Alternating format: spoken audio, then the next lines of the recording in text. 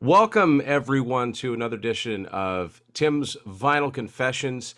On this episode, I'm joined by Mr. John T. Snow. Hello, John. Hello, how's it going? From Too Loud, Too Old Music with number twos. Check Number him two. out on all platforms. Lots of cool reviews. I really enjoy like the daily single reviews and a lot of cool stuff on John's channel. Well, thank you.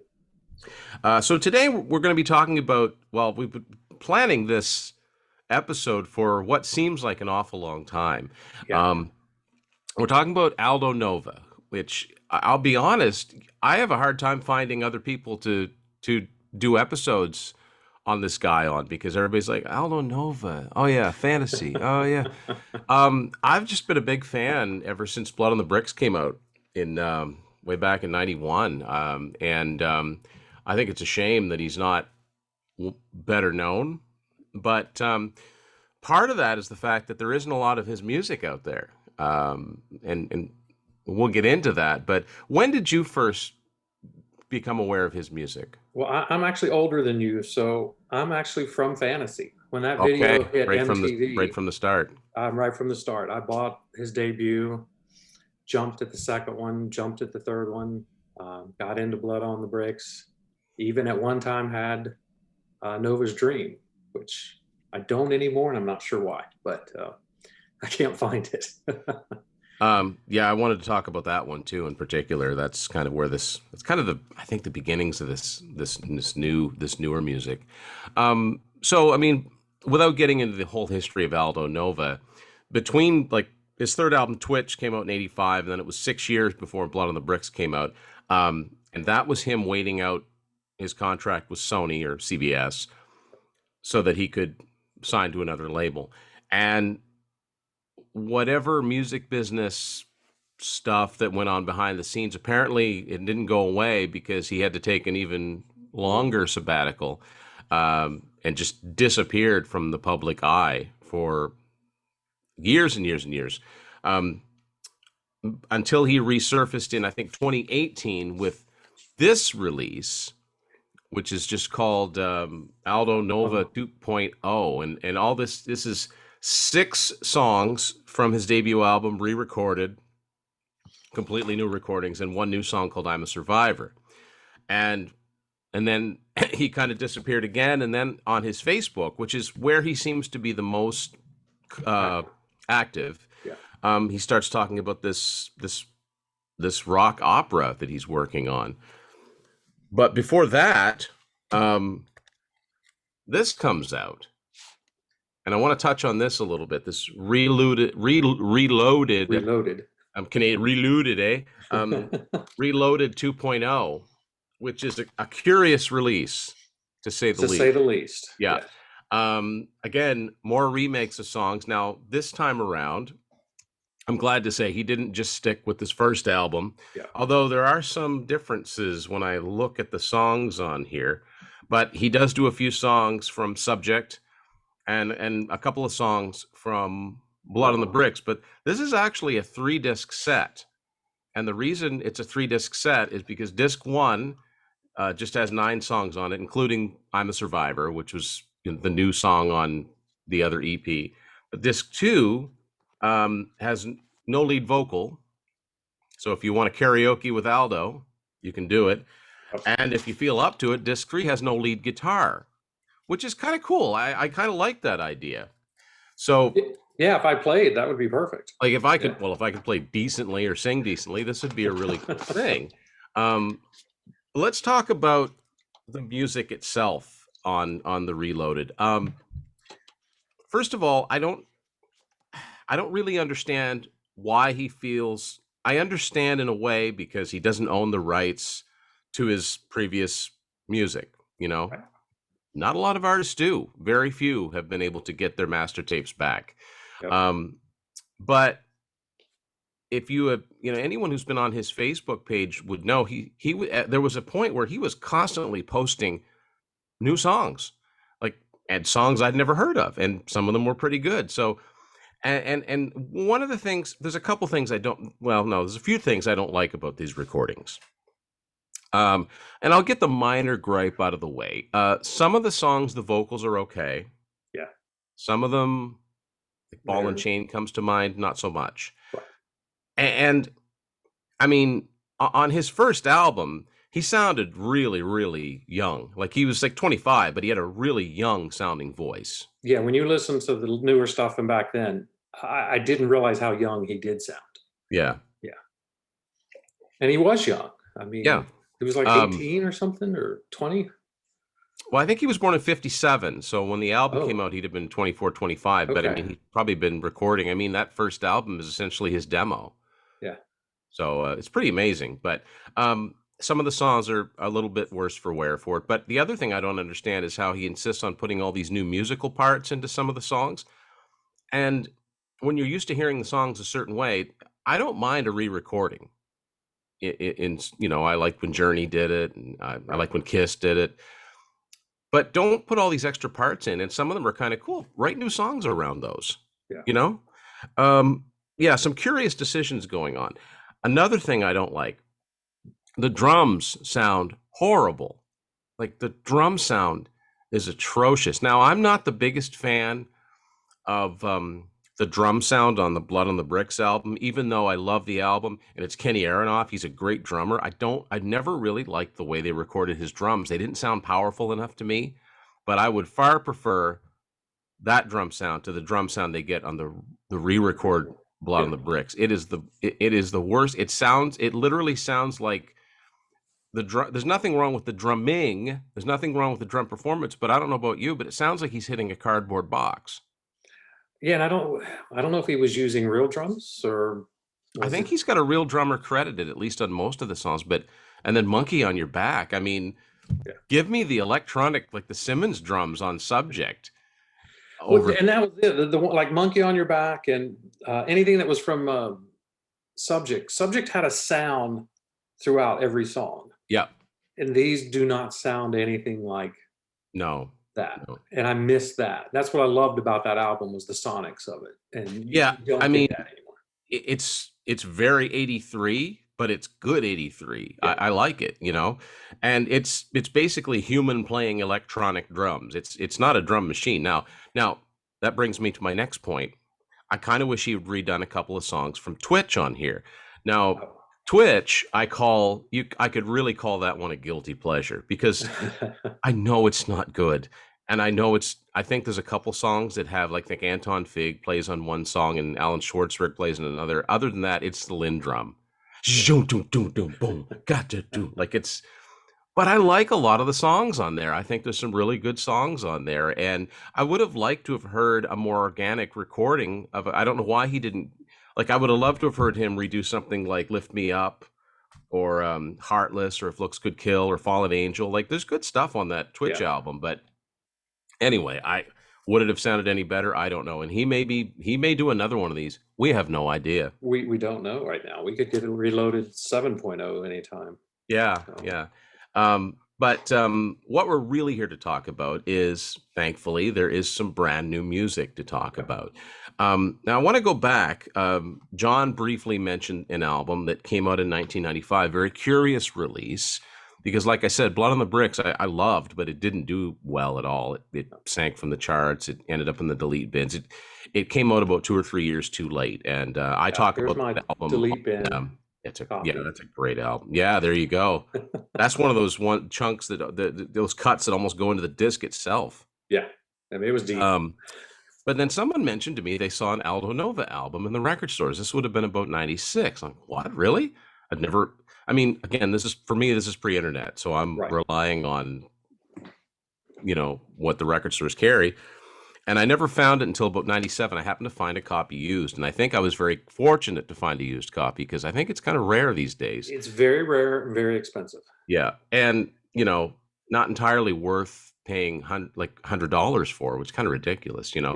I'd actually like to find a cassette of this too. It exists on cassette, but yeah, it's called Nova's Dream featuring Aldo Nova. So it's a little bit of confusion as to what it is. I mean, I consider it an Aldo Nova album. There's also two covers for it because when I load this into my computer, it's a different cover Different that comes cover. up. Yeah, that's the original cover. Yeah. So this was released. My copy is a Canadian copy. It was distributed by RCA, and it's got like a Canadian heritage So he must have had, up here we get funding and stuff for albums. And I didn't really care much for it the first time I heard it. I listened to it a few days ago, and I actually kind of like it now. So yeah, he kind of looked similar to the Blood on the Bricks era. It was like 4 years after that. There's only a few songs on here that are actually what I would call realized songs with full vocals. Very experimental, a lot of instrumental stuff, some spoken word stuff, not like poetry, but just incidental stuff. Um, Kind of like not quirky like a Steve Vai album, but kind of like that in terms of you'll have voices in between some of the songs, and a lot of the songs were tributes to guitar players he admired, like David Gilmour and Larry Carlton and Carlos Santana and things like that. So I've got a new appreciation for this here, and that there's obviously a side of him that didn't want to make singles, didn't want to make commercial music, even though he's really good at it. Which brings us to 2022 and this little release here, which again, different covers. Yep. Just before I forget, John, I just checked last night before we started filming this. I just wanted to see. I went on Amazon. Uh-huh. This has now been pushed back to July 25th release date, which crazy. Is absolutely ridiculous. I've had this since April. Yeah, this supposedly came out first. So it's like the longest running April Fool's joke. Come on, people. And I ended up getting a copy off eBay, off like a sealed copy from a seller. So I wanted to hear this thing, and I couldn't find it on any other sites.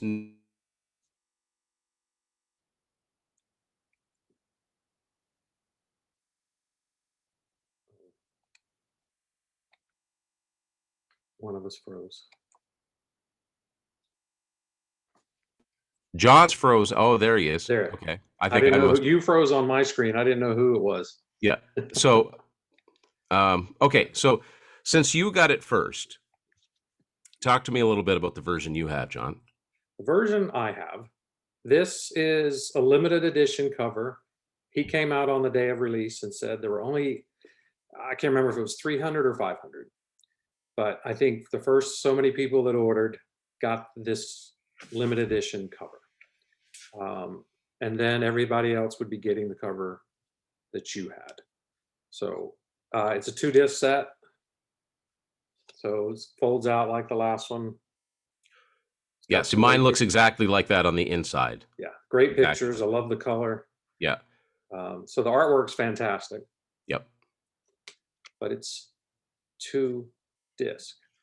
Yeah, and even the okay, so yeah, this is what mine looks like on the back cover. So it's the same design. Same design. Everything's the same except the color.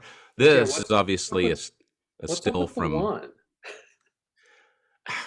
Again, strange decisions. Yeah. And there's something else that's strange about that second disc. I don't know if yours does it or not, but so this is it's actually a 10-song EP. He's calling it a little preview of this, the life and times of Eddie Gage, a rock opera by Aldo Nova. Now, it's obviously very autobiographical because it says his first album came out on April 1st, 1982, which is when Aldo's album came out, and record company stuff and relationships and drugs and redemption and the whole thing. It's it's a very loosely veil. It's basically autobiographical. It is, absolutely. Now, it's kind of cool, he goes into a lot of detail about not only the story, but what led up to it and why he, wasn't making new music. For Gearheads, it's got all the gear he used on the album. I mean, he's basically a one-man band. He can play just about any instrument, right? Right. I mean, yeah, there's no denying his talent. Yeah. It's amazing. Yeah. Yeah. I like the fact, it's very theatrical. He's got a little bit of makeup going on there.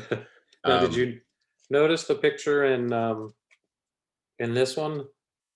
It's one of the same shots. It's got the same outfit, the same gear. And also, this is almost a little bit of an update of the Subject album cover. I know. I like that. I like that a lot. No, it's really cool. That's I'm a really big. I love his first album. I really, really like Subject. I don't know if I like it. I don't know if I like it more, but I might. I really like the No, subject I, album. I actually can say I do. It's the one I listen to all the time. I mean, Yeah. I'll pull it out just randomly and throw it on. So there are 10 songs. There's nine there's 9 songs on disc 1 and 1 song on One disc song, 2. and And it there's did room on this one plenty of for another room. song. Plenty of room. Yeah. And okay, so as far as the new material, I'm just going to go on record and say I really like it. I really like a lot of these songs. I think my favorite is still the first track. That's a Oh, I have good a different rocking favorite. Good. song. And because this is new material and I have nothing to compare it to, I think his voice sounds fine on all these new songs, which is the direction he should be going in. I want to hear more new songs by Aldo Nova. Yeah, I have one song that I'm the lyric the vocals bother me, but everything else I'm perfectly fine with. So There is one curious thing that before I listened to it, I thought I was going to hear something different. Track number 6, which is an instrumental called "On the Way to the Psycho Ward." yeah, Do you know what I have you got any idea what I thought that might have been? no, It's pretty obscure. Okay. Um, I'm not overly familiar with Blue Oyster Cult, other than the obvious songs, yeah, but Aldo Nova co-wrote an excellent song by them that they did in '83 called "Take Me Away," which is from their album "The Revolution by Night." It's a great, great song. I'd love to hear a version with Aldo on vocals, but the BOC version is cool. It was a single. There's a video for it. It's about aliens. yeah. But my understanding was that song was originally called Psycho Ward.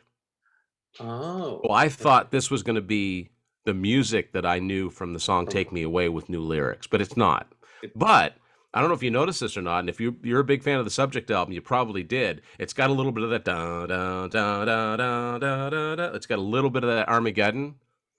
There's some yeah, and passages that, in I there. even said in my notes, it's got elements of subject and it's got elements of Nova's Dream on there for me. Yeah, yeah. Um, I like as far as there's a few ballads on here.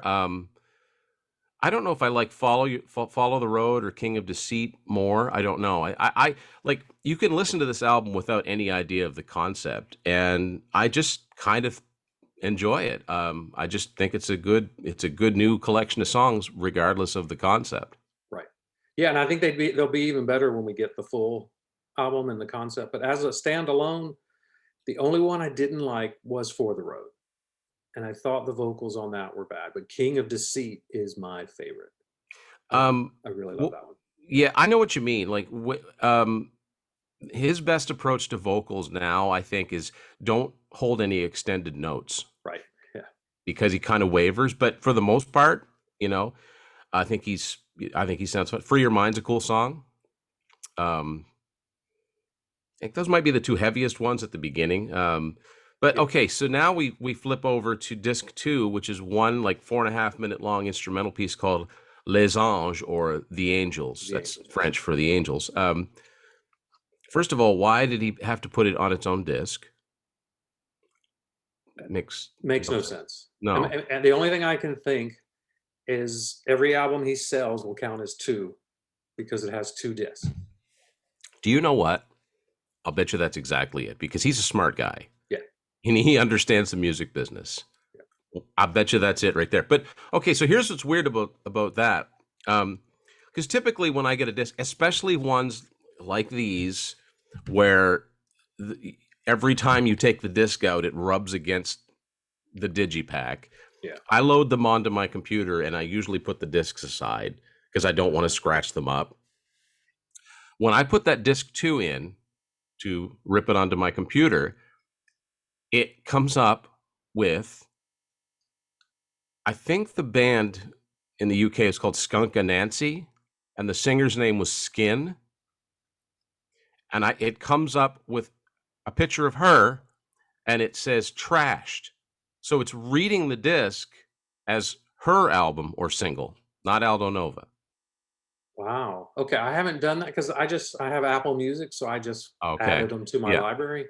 But But yeah, when now you I'm going to rip the throw it in CD, I'm there and curious if anyone listen. else out there has that and has had that happen. That's happened to me a couple of times where you go to rip a CD and thinks it's a totally different album, totally different group. I think when I ripped I think Kiss Sonic Boom said it was an album by the band Billy Talent. It's like, Well, I what? know who Billy Talent is. Yeah. Yeah, but it's not even the same label. So how? Right. I think what it tells you is that some of these things are pressed at the same plants, but Yeah. the obviously the metadata on there is flawed. Um, so yeah, I think this is great. I mean, I've always been a big fan of this guy, and I've always wished that we got more music out of him. And he seems to be focused on making new music now, and I know that he has like a touring band. I don't know if he's ever going to do any tours, but I don't care about that. Yeah. I'm not. Punch out the albums. Let's get some more Yeah. music out of these classic uh artists, and especially if it's good. And I'll be honest with you. I mean, I've listened to this way more than I've listened to the new Def Leppard. Oh, I mean, I know I have, Yeah. but because I knew we were going to talk, but still, I listened to this thing it's fantastic. I was expecting after Loaded or not Loaded, but Aldo Nova 2.0, I was kind of like, oh, what are we going to get? And I mean, it actually, the more I listen to it, the better it gets. And I Yeah, love now I know the story kind of behind it, and so I get the songs more. Um, and yeah, I just think that the things he's doing on here, there's there's some influence. You can hear some of the old albums, but a lot of it's more modern, more contemporary, and it's for today. And he's really tapped into something good, I think. yeah. I look forward for more. I mean, if the full song or the full, I think I read it was going to be a 25 song. Uh, yeah, I think that's what it says. Hey, that's that's another album and a half as far as I'm concerned. Yeah, it's 2 hours and So 5 minutes or something like that. yeah, so I'm hoping when it does come out that I don't have to get a copy off eBay and I can actually purchase a new copy, to contribute to his album sales. But like I said, like no record stores in my area are going to carry it. And Amazon, if Amazon doesn't carry it, then what am I going to do? The only other thing I'd like to say is that I kind of wish he'd put this out on vinyl. Yeah, I mean, I have most of his vinyl, so I would like to have it on vinyl as well. Yeah. I've And I only got also his need to buy it again because I want your cover now. yes. Yeah. Well, see, I'd like to find yours. So it's the curse of the collector. So yeah, Yes. the life and times of Eddie Gage, or just plain new music from Aldo Nova. Any other fans out there? Because I'm telling you, I know a lot of people, through our doing various shows and people I've met, and I don't know many Aldo Nova fans. So I know there's got to be some out there. So I know um, Deeks likes him. So, okay, yeah. yeah, there you go, But there you that's the go, only man. other person I know. A man with taste. Yeah. So yeah, let us know what you think of the new Aldo Nova album, and have you had difficulties finding it or anything? Basically, we want to know what you think of this. And so, John, thanks very much for doing this episode. Thank you for having me. Continue to follow John, Too Loud, Too Old Music, and thank you very much for watching Tim's Final Confessions.